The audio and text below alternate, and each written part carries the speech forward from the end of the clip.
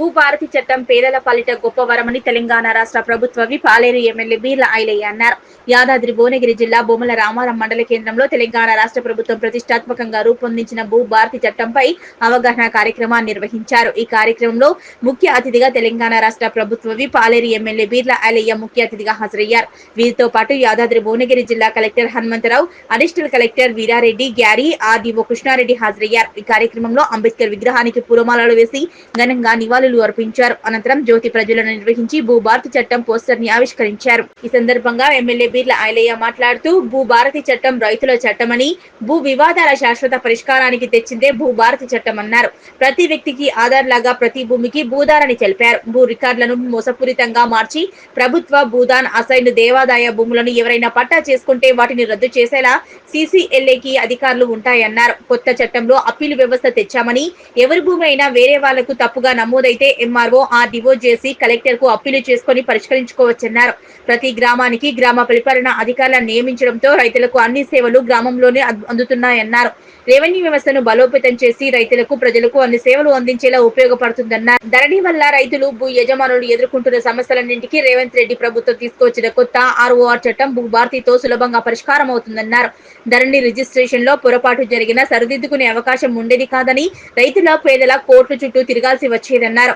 ధరణి అన్నదమ్ముల కుటుంబ సభ్యుల మధ్య తగాదాలు పెట్టిందని విమర్శించారు. ప్రభుత్వం తెచ్చిన కొత్త చట్టం మొత్తం పారదర్శకంగా ఉంటుందని ఎమ్మెల్యే బీర్ల ఐలయ్య తెలిపారు. రైతుల సలహాలు తీసుకుందాం. ఆధారవద్దు.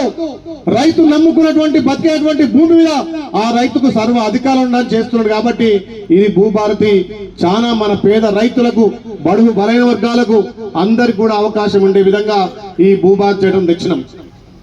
నిజంగా పెద్దలు చెప్తుంటే ఇంత సులువుగా ఉందా అనిపిస్తుంది. రైతులకు కూడా అవగాహన కలగాలి. గతంలో 2020 వచ్చినటువంటి ధరణిని ఆ రోజు మనం ఎలక్షన్ మేనిఫెస్టోలో పెట్టాం. ఎలక్షన్ లో మేనిఫెస్టో పెట్టినటువంటి అంశం అంటే అది ఎంత పెద్ద ఎత్తు అంశం మీరు అర్థం చేసుకోవాలి.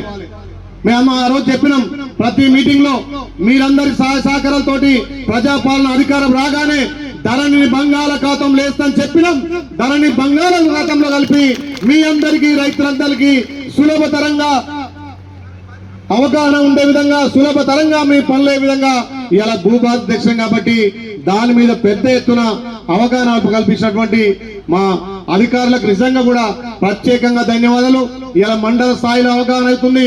రేపు మీ గ్రామాలలో కూడా గ్రామ సభ పెట్టి ఈ అవగాహన సదనం తప్పకుండా ముందుకు తీసుకుపోదాం తెలియజేస్తూ, ఇంకా వేరే మా రాజపేట మండలం కూడా ఆలోచనలు ఉన్నా రైతుకి ఇంకే రకంగా భూమి విషయంలో గాని, ఆయన హక్కుల విషయంలో గాని ఇంకేమైనా సూచనలు సలహా ఉంటే తప్పకుండా అధికారులంతా కూడా దాన్ని కోరీకరించి సలహాలు, సూచనలు తీసుకొని రేపు భూభారతిని పూర్తి స్థాయిలో ఇంప్లిమెంట్ చేస్తారని తెలియజేస్తూ, ఈ బొమ్మల రామారం కూడా చాలా అంశాలు చెప్పారు.